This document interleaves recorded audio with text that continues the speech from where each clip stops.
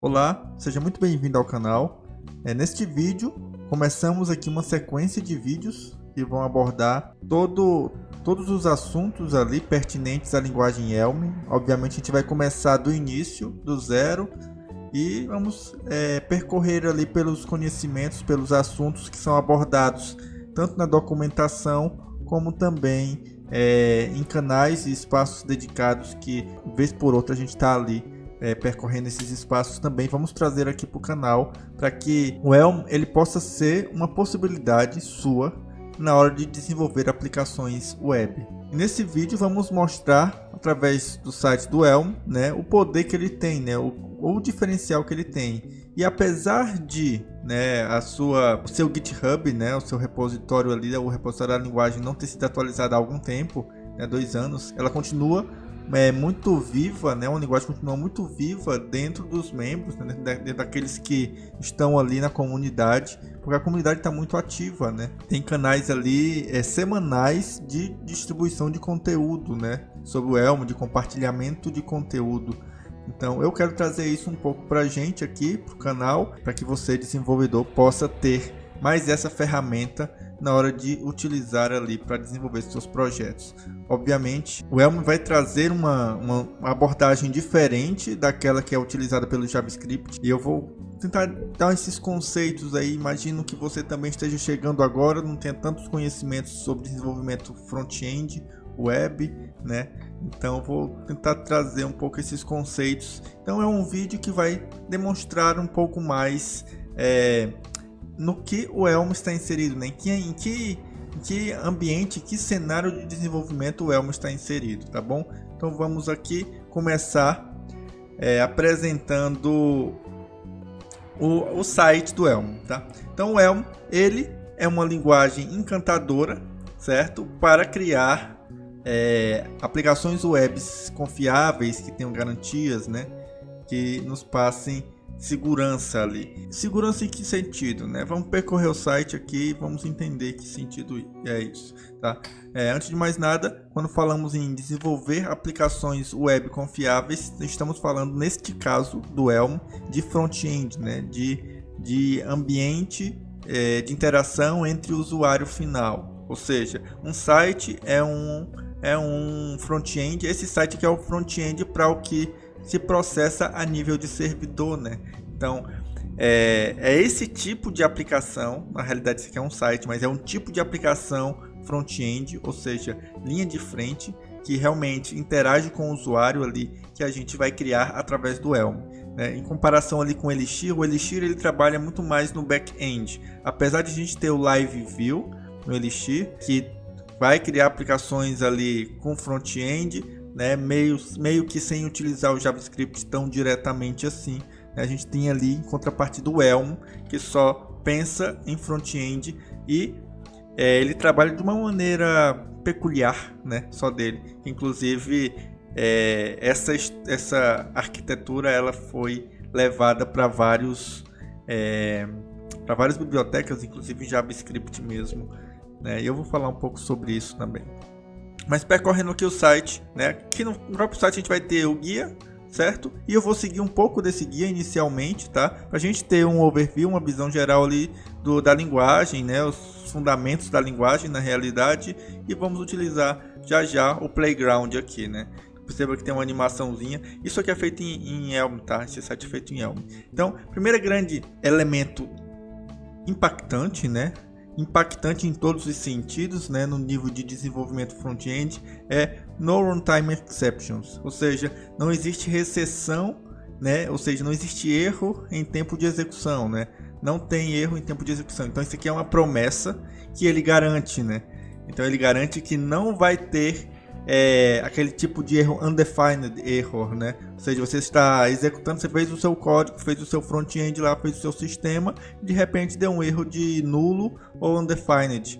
Então isso no Elm não existe. Não existe por quê? Porque ele usa tipos definidos, né? E não existe também porque o Elm é uma linguagem funcional. Uma linguagem funcional fundamentada inicialmente em Haskell, que é uma linguagem funcional muito conhecida em ambiente acadêmico, uma linguagem que foi utilizada muito para ensinar, para passar esses conhecimentos de linguagem funcional, e que o Elm, né, o Elm, ele traz toda essa bagagem de tipos que o Haskell ele tem, tá?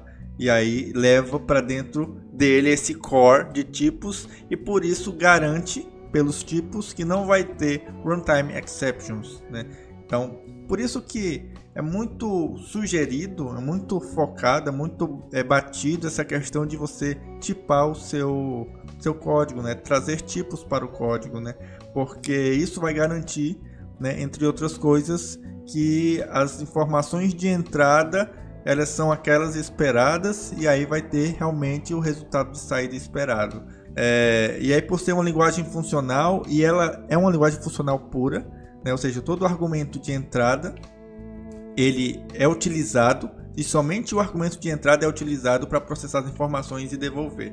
Então não tenho efeitos colaterais no Elm, né? Eu não tenho esses elementos que vêm de fora, né? Eu tenho situações em que possam ter, mas são situações controladas de efeitos colaterais, tá? Então é muito esperado um código Elm. Se você cria um código em Elm, uma aplicação em Elm, você espera realmente o que vai acontecer. Você sabe o que vai acontecer, né? Você tem cláusulas de exceção para as coisas que podem acontecer e podem dar errado. Isso é legal e por isso a gente não tem o runtime exceptions, não tem erros em tempos de execução, né? Então, se você lembra um pouco do Elixir ali, você vai ver que o Elixir ele tem essa filosofia de deixe quebrar, né? Porque ele consegue se restaurar do erro. Aqui no Elm é tipo, não vai quebrar, né? Essa filosofia de não vai quebrar. E a filosofia também, por trás disso tudo se compilou, então tá certo. Então pode descansar que está funcionando. A probabilidade de estar 100% ali funcionando é muito alta, tá? Porque o próprio compilador ele sugere, ele diz o que está errado e ele não deixa avançar se tiver errado. Ele garante isso através dos tipos, tá? Outro ponto importante é refatorar sem medo, né? Fearless refactoring, ou seja, refatoramento sem medo. Então você consegue melhorar o seu código sem o medo de que aquilo vá quebrar, né? A gente consegue ter essa sensação de não ter medo em refatorar quando a gente cria testes e mais testes. Mas quando o próprio compilador ele se responsabiliza para garantir a funcionalidade, né? Garantir o funcionamento do sistema, então isso se torna sim amarrado, porém te dá garantias de que não vai quebrar. O teste ele amarra, né? Ou seja, no sentido de você não pode fugir do teste. Se a regra do negócio não muda, o teste não deveria mudar, né? Então você está amarrado àquele teste. O teste está quebrando, então você fez alguma coisa errada. O compilador ele age da mesma forma. Ele garante que o código está funcionando pelos tipos que são ali que entram ali no código, né? Então o tipo inteiro ele vai ter que devolver o resultado esperado, né? Porque ele entrou inteiro, então vai ter que devolver o resultado esperado. Não tem como mudar, né? Se entrou inteiro e por exemplo, se eu tenho uma função de soma e eu espero 2 inteiros e entre 2 inteiros, então naturalmente eu vou ter um número no final. Se eu somar 2 números vai dar um número, não vai dar um string, não vai dar nada, né? Não vai dar nada diferente de número. Então é esse tipo de garantia que uma linguagem funcional fortemente tipada ela vai entregar, né? Então o Elm garante isso também pra gente, tá? E aí, outra garantia, e a gente falou um pouco sobre isso em Elixir, na playlist de Elixir, né? No Aprendendo Elixir, a gente fala bastante sobre isso, né? Crie códigos que outras pessoas possam ler, né? Que outros desenvolvedores possam ler, né? E nos vídeos de macro a gente vê que a gente pode criar códigos que ficam um pouco obscuros, né? Aqui no Elm, né? Ele garante isso, né? Ele garante que qualquer pessoa vai entender o código, né? Entendendo como que é estruturado, né, a linguagem, como é que é estruturado um Elm, né, uma aplicação em Elm, então todo mundo vai entender o que vai ter ali no próprio código, o que vai ter ali em execução. Então, se todo mundo entende o que está acontecendo, então a manutenibilidade é mais fácil, né? Manter ou prestar manutenção a um código Elm vai ser muito mais simples. E aí talvez, né? E aí a gente leva esse questionamento, deixa aí nos comentários, né? Talvez por isso a gente não tenha tanta atualização no core ali do Elm, né? E aí eu vou aqui no GitHub para a gente ver, é isso que eu tô falando, tá? Então se eu entro aqui no GitHub do Elm, no compiler aqui que é o compilador, a gente vê que a última atualização foi 2 anos, na verdade 17 meses atrás, a gente tem ali a versão 0.19.1, tá? Então, talvez isso seja a justificativa de que não tenha muita atualização, né? Porque realmente é um código bem previsível, né? Assim, ele trabalha de maneira bem previsível, então a aplicação está muito segura, está muito tranquila, né? É por isso que a comunidade ela está muito movimentada, né?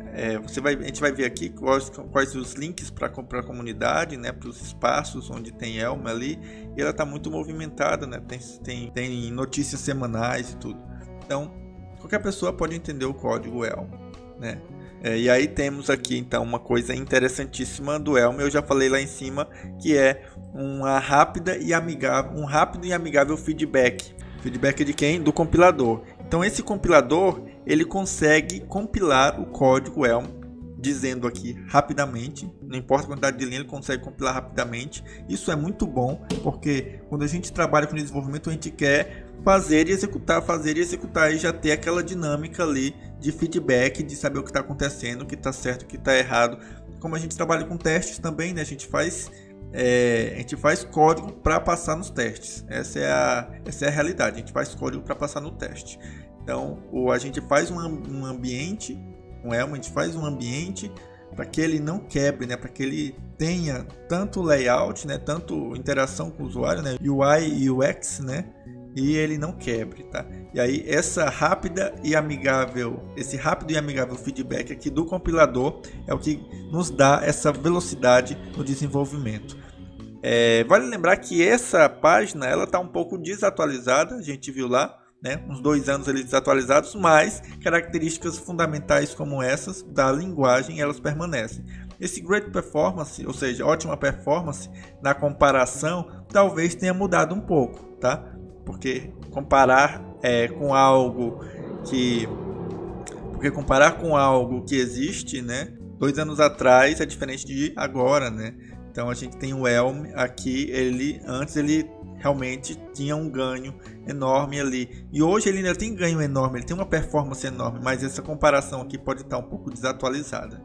Uma coisa aqui interessante é que ele reforça o versionamento semântico, né? E a gente deixou um link num vídeo sobre isso, né? Assim, quem está falando de Elixir, falamos sobre versionamento, né? Que é o semver, né? Se eu não me engano, .org. Então, o versionamento semântico, né? Então, o Elm ele trabalha com isso, né? Ou seja, ele tenta garantir que esse versionamento semântico ele esteja ali adequado, né? Inclusive nas suas libs ali que a gente tem, tá? A gente tem libs, né? Tem uma biblioteca de libs, né? De dependências que a gente pode utilizar no Elm já, feito pela comunidade, obviamente. Esse Small Assets é muito interessante, visto que arquivos menores baixam mais rápido e aí você consegue carregar ali mais rapidamente também sua aplicação, né? Mais rapidamente sua aplicação no navegador. Lembrando que o Elm é para front-end, né? O Elm é para trabalhar com front-end, para a gente criar experiências de usuário mais interessantes e principalmente que não quebre, que não fique aquele loop eterno porque deu um erro a nível de que esperava determinado argumento e o argumento não chegou, né? Ou seja, a função esperava determinada coisa e não chegou essa coisa, esse argumento, esse inteiro, essa string, e ele quebrou. Então esse tipo de coisa não acontece, né? E aí tendo uma aplicação menor e que carrega rápido e tendo essas garantias, você vai ter uma aplicação que não tem quebras ali para o usuário, tá? Por último elemento aqui que ele traz, não menos importante, na verdade é importantíssimo, porque Nem tudo a gente consegue fazer com Elm, né? Assim, existem algumas especificidades, né, que não tem em bibliotecas, né, do Elm, que não tem a nível nativo ali de código, tá? Então a gente consegue fazer essa interoperabilidade em JavaScript, tá? Porque a interoperabilidade em JavaScript é eu criar o meu código em JavaScript, TypeScript, o que seja, e incorporar na minha aplicação Elm, né? Obviamente você vai ter aí uma possibilidade de falha, né? Ou seja, você criou em JavaScript, então não é tão seguro quanto o Elm. Elm é seguro. Você coloca ali a garantia de que aquela aplicação em Elm não vai quebrar, é muito grande. Aí um JavaScript pode quebrar. Então você tem que medir, né? Tem que pesar. O que eu posso fazer em Elm e o que eu não posso fazer em Elm que eu tenho que fazer em JavaScript para depois incorporar ali na minha aplicação. E ela conversa através de portas, né? O que é muito interessante, porque basicamente, se você conhece um pouco de microserviços, você vai entender, vai perceber que os microserviços em si, eles se comunicam e devem se comunicar na realidade, né? Não é uma obrigatoriedade, mas uma sugestão baseado em não deixar o microserviço quebrar por conta de um outro serviço, né? Ou seja, não ficar serviço dependente de outro, né? Então ele vai se comunicar através de mensageria, né? Através de uma mensagem ali. Então essa interoperabilidade em JavaScript basicamente vai ser a mesma coisa, né? Vai ser através de ports, né? Portas que eu consigo enviar mensagens, né? Enviar uma informação e receber informação. Então ele continua estável, a minha aplicação Elm continua estável porque ele vai depender de uma mensagem, né? De uma mensagem assíncrona naturalmente, tá? E por isso ela não vai quebrar e vai manter, obviamente, essas características de tipagem ali, tá? Então a gente tem essas características da linguagem, o que fazem ela ser muito bem aceita no mercado, tá? Internacionalmente, principalmente, ela é muito utilizada, né? Em algumas empresas a gente tem a utilização dela ali por conta disso, né? Não quebra, né? Ela garante ali estabilidade e tudo. Infelizmente, algumas coisas a gente não vai conseguir fazer diretamente em Elm, mas tem que fazer em JavaScript e aí fazer uma porta ali para elas se comunicarem. Porque alguns cenários são muito específicos, né? E a gente não consegue também abarcar tudo, né? Assim, no sentido de não tem como prever o que a gente vai precisar, né? E aí, por isso que a gente tem a interoperabilidade aqui em JavaScript, tá? Então, já garante que você consegue utilizar em qualquer projeto Elm aí. Talvez isso aqui, né? Daqui no GitHub, né? Esse tempo aqui, né? De última atualização, talvez possa lhe causar uma certa estranheza, né? Porque uma biblioteca ali, o próprio compilador Elm não ser tão atualizado assim, isso pode causar uma estranheza. Mas quando a gente tiver uma comunidade ativa, isso vai caindo por terra, tá? Então, a gente tem alguns exemplos, né? E antes de eu passar para os exemplos, eu quero mostrar aqui a comunidade, tá?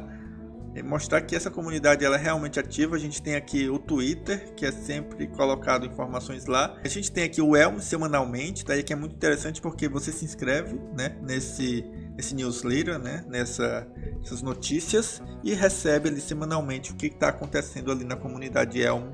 E sempre está acontecendo alguma coisa ali semanalmente. Temos outros espaços ali também, tá?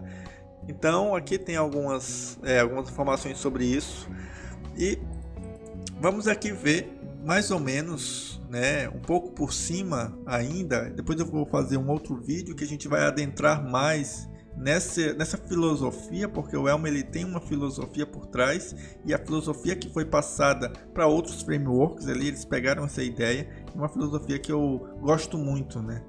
Mas vamos aqui ver os exemplos e aí eu vou passando um pouco disso, tá? A gente tem alguns exemplos, por exemplo aqui o hello, né? O hello ele simplesmente imprime ali na tela uma string, tá? Então basicamente esse é o código Elm que gera essa string. Eu vou pegar um exemplo mais complexo para a gente ter uma visão um pouco mais macro. Uma visão de botões aqui, porque ele vai trazer um contador, um incrementador na realidade, tá? Então deixa eu aumentar aqui essa tela. Pronto. Eu acho que dá para ver agora. E a gente tem aqui um incrementador e decrementador. Tá? Então, uma vez que esse código Elm compilou, então eu garanto que a minha aplicação está funcionando e não vai quebrar, certo? Deixa eu mostrar um pouco desse código aqui. A gente tem ali um módulo, né, o nome do módulo e o que ele vai expor, né, ele vai expor tudo, certo? E aqui ele vai importar algumas bibliotecas do Elm, tá? Do core, o browse, o HTML faz parte do core também, os events aqui.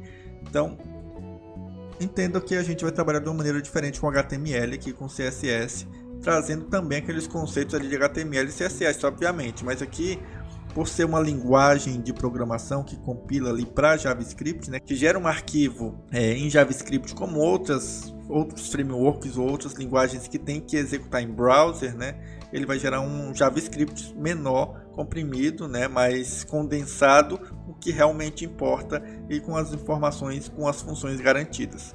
Então a gente tem aqui as funções do core ali do Elm e aqui a nossa função principal, que é o main. Então a primeira função que ele vai chamar para executar ali a nossa aplicação é o main, certo? E aí eu defino a minha aplicação a nível de sandbox. Eu estou falando por cima, tá? A gente vai ver isso com detalhes.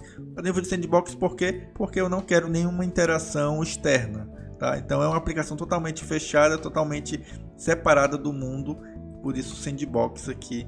E aí eu tenho não tenho interferências, não tenho portas, não tenho nada que entre aqui de outra maneira, né? No sentido de ter uma porta com JavaScript e tal, ter uma entrada com dados, né? Então a gente tem algumas funções, algumas propriedades interessantes desse sandbox. E aí segue também para outro tipo de aplicação, né? Em browser tem o init, update e view. Isso aqui é a grande arquitetura, né? A grande estratégia, grande filosofia do Elm é trabalhar com update, view, né? Model e message. Então são esses quatro elementos, né? O init aqui ele representa o model, tá? Representa o estado da aplicação. O update representa a ação que atualiza, né? Ou seja, a execução da atualização da aplicação, e o view é simplesmente como é que ele vai exibir o meu estado, né? Como é que ele vai exibir essa minha aplicação. No caso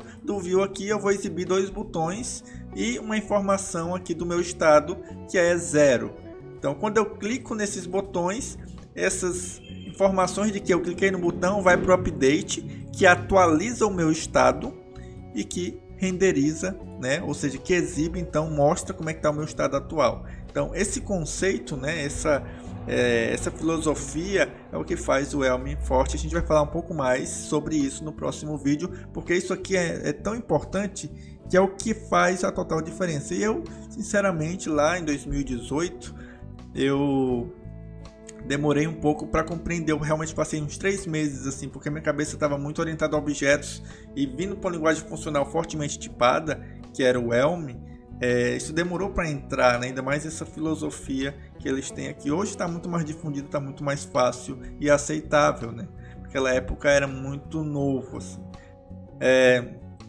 E aí a gente carrega aqui, ó, como eu disse, o init ele equivale ao estado, que o estado nesse caso é o model que eu defini aqui em cima como um único inteiro, né? Ou seja, 0 é o meu estado inicial, né? Update ele tem a ver com a capacidade de atualizar o meu estado. Então o update atualiza o estado, é só isso que ele faz.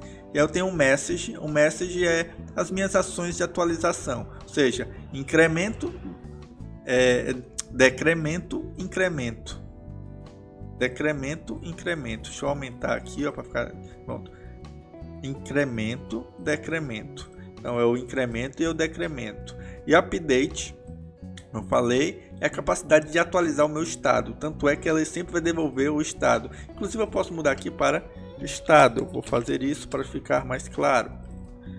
Estado. Então eu preciso garantir que esse update ele vai receber um message, que vai receber um message e vai receber um modelo, que na verdade vai receber um estado, que agora eu estou atualizando aqui esse código, tá?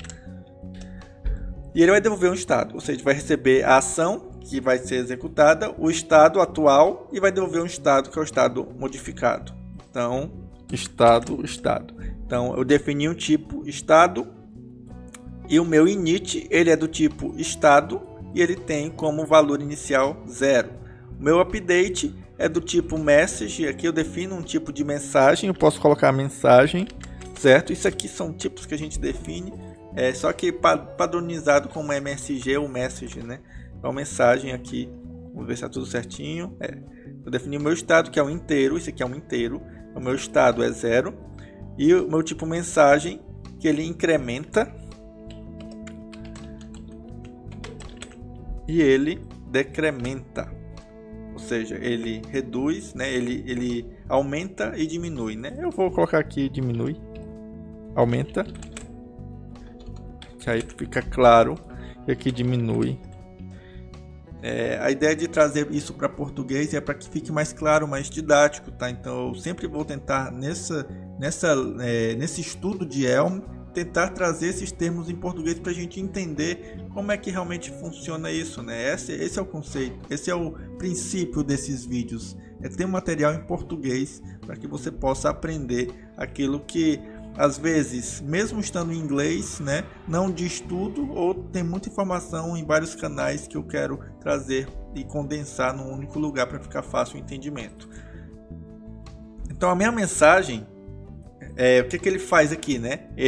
Eu defini o meu estado, e o meu estado inicial é 0. E na minha ação de update, de atualizar, o que eu faço? Eu defino uma mensagem, que na verdade essa mensagem não é uma mensagem, né? É uma ação, tá? Então eu defino uma ação, e a minha ação é aumenta e diminui, certo? Então, vou botar aqui ação como uma variável. Isso aqui, ó, é uma definição de tipo. Então meu update é do tipo que recebe uma ação, recebe o estado atual e devolve um novo estado modificado. Então é um update que recebe uma ação, recebe o meu estado como variável, aqui agora é execução da minha função, né? Que é o argumento da minha função, e aqui é a minha definição de função. Então a minha função recebe a ação, recebe o estado, e ela faz o que? Isso. Então caso a ação seja aumenta, então ele vai pegar o meu estado e aumentar de mais 1.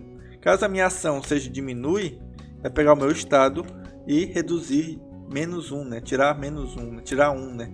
Então, e detalhe que eu vou mostrar aqui depois, depois que a gente executar esse código modificado aqui, que ele reclama se eu não tiver colocado isso aqui, porque ele espera que tenha 2 no case, ele espera que tenha 2 elementos aqui, ou um que abarque todos, né? Que é o underline, tá? Então eu vou mostrar isso aqui, que ele vai reclamar o compilador, tá? Beleza.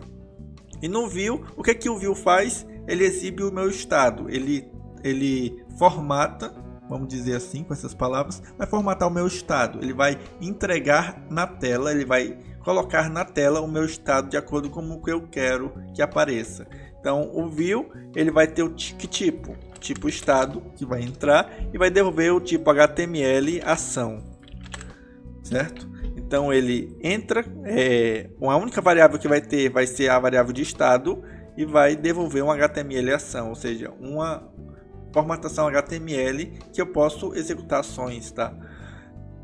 Então meu view, ele vai entrar com estado, e aqui, isso aqui, div, button, onClick, text, isso aqui é disso aqui, tá?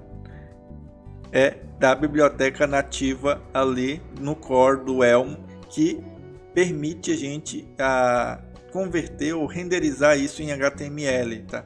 Então ele traz isso aqui pra gente. Então aí quando eu clico, ó, aqui é o HTML Events, tá? Eu importo aqui também o HTML Events, ó, onClick. Então os eventos vêm de uma outra biblioteca, HTML Events. E aí quando eu clico nesse botão, o que eu tenho que fazer? Eu tenho que diminuir, né? E aí quando eu clico no botão de aumentar, o que eu tenho que fazer? Aumenta. E detalhe interessante aqui, isso aqui é muito importante. Perceba que o nosso estado não é model mais, é estado. ele é um número, certo? Ele é um número, então eu tenho que converter em texto, porque essa função texto ela espera um texto. Então eu uso essa função string for from int. Ele pega o número que está aqui dentro e converte em texto ou 0. Se não for reconhecido, ele bota 0. Tá? Vamos fazer um rebuild aqui. Mudamos só os nomes, colocamos em português e vamos fazer um rebuild aqui. Deu certo, tá? Vou tirar aqui, ó, deu certo, não deu nenhum problema, ele já renderizou aqui e tá funcionando, né? Vou tirar aqui e vou fazer um rebuild aqui. O que acontece? Ele disse, olha, que o case precisa ter todas as possibilidades. Então só tem uma possibilidade aqui e a possibilidade que falta é a possibilidade que a ação diminui. Então isso aqui ele vai fazer com que, se não colocar isso aqui, ele vai quebrar porque precisa de todas as possibilidades. Então isso aqui é o que o compilador do Elm vai nos trazer quando a gente errar alguma coisa. Então isso aqui é muito poderoso, tá? Além, né, do resto, assim, do que o Elm traz em si, da filosofia, do conceito de arquitetura que ele traz, que ele inova nesse sentido, né? Então isso aqui juntos fazem aqueles elementos iniciais que a gente abordou ali poderosos, tá? E aí a gente consegue ter essa pequena aplicação que eu queria mostrar para vocês aqui no Elm, né? E aí a gente vai ver no próximo vídeo ali, começar a entender realmente como é que funciona o Elm. Vamos falar um pouco da arquitetura, né? Vamos realmente fazer um vídeo voltado para a arquitetura, porque é uma arquitetura que exige um pouco de conhecimento, assim, que exige entendimento, que exige abertura para a gente entender como é que funciona essa arquitetura, né? E a gente poder realmente desenvolver já pensando nesses elementos que o Elm traz, porque entender a arquitetura é o que faz esse ponto aqui. Todo mundo pode entender o código, né? Então entender a arquitetura é trabalhar em cima da arquitetura, trabalhar em cima do padrão estabelecido fortemente ali pelo Elm, tá? E aí isso garante uma aplicação realmente que entrega muito valor, tá bom? Se você tiver gostado desse vídeo, curta, se inscreva no canal. A gente vai estar publicando também essa sequência de vídeos aí sobre o Elm, falando da linguagem, abordando ali os conceitos básicos, toda a sintaxe do Elm, e tentar trazer também conceitos avançados, né? Criando realmente aplicações grandes com o Elm, para que a gente possa ir construindo conhecimento juntos aqui, né? Trabalhando e desenvolvendo juntos, né? Então por isso, se você tiver alguma dúvida, se tiver alguma colocação, deixe aí nos comentários. Eu vou estar sempre verificando, acompanhando ali também. E até o próximo vídeo sobre o Elm. Até o próximo vídeo no canal. E se tiver gostado desse vídeo, compartilhe com seus amigos, com aqueles que estão aprendendo Elm, né, que estão querendo começar a aprender Elm, que a gente vai abordar aí então toda essa documentação e mais, tá bom? Até o próximo vídeo e nos vemos lá.